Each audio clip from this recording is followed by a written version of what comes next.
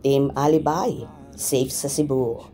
Paulo, may pang-aasar na banat na naman sa mga bashers.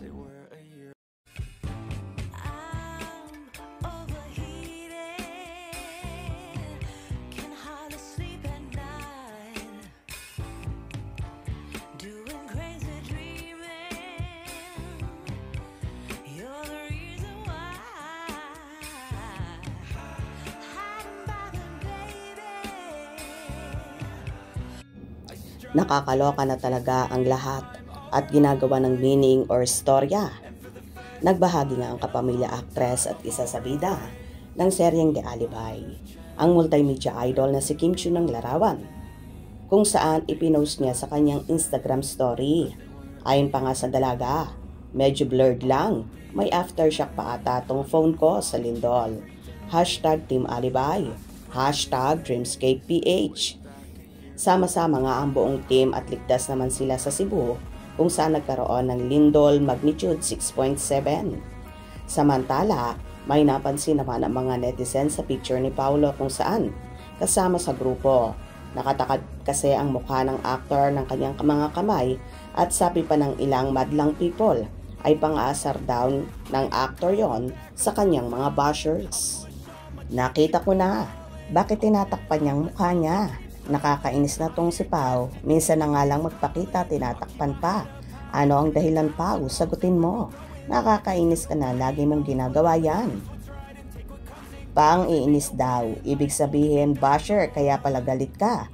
Isa ka sa basher na apektadohan sa lindol. Umalog ang utak, charot. Siya pang may ganang manginis, ha. Di naman siya inaano ni Pao.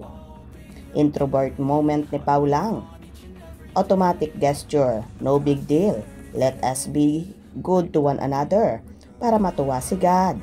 Happy, safe ang Kim Pao at ang entire Alibay team and praying for the people of Cebu who are affected by the earthquake. Nangiinis lang. Say, maiinis ka. Ha. Huwag mo na kasing pansinin ang mga ganong bagay. Hais. Ha. Feeling mo naman sasagutin ka ni Pao. Kung naiinis ka daw, di problema mo na yan. Ha. Di naman niya sinasadya ni Pao. Yan para inisin ka. Huwag nega, kami sanay kay Pao. Anong pakialam mo sa buhay ni Pao? Asikasuhin mo ang buhay mo. Me, if you know. No, masanay ka na pong ganyan talaga siya. Nung nag-jogging nga, towel tinakip niya. Ngayon, wala siyang pang takip kasi nauna. Spot ni Chinita Princess. Ayan, kamay ang ginamit. He. Ha. Nang aasar lang talaga yang si Pao. Nang asar lang yan sa mga basher ka. Hit. Naman natakpan, halata naman na nakatawa siya. Ha. Pang-aasar talaga to. Si Daddy Paulo. Hindi pa daw nakapag-toothbrush, biglang lumindol. Char. Praise the Lord, save kayong lahat dyan sa Cebu. Ha. Improvise mass. Si Paulo na pang-aasar sa mga bashers. Ha. Good job, Pao.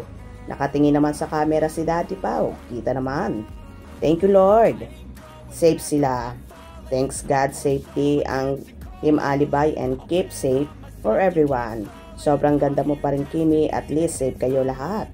Nonchalant at may halong kakulitan niyang si Idol Pao. Huwag nang magtaka. Allergic kasi siya sa maraming tao, introvert nga, at saka magsilungan na lang daw kayo. Pao, may bad odor ka bang katabi? Ikaw lang nagtakip Ang kulit talaga ni Paulo at tila nga ba nang aasar sa mga bashers kaya nagtatakip ng mukha. Anyway, ano pa man yan, pogi ka pa rin. Hope you enjoyed. Please subscribe for more info.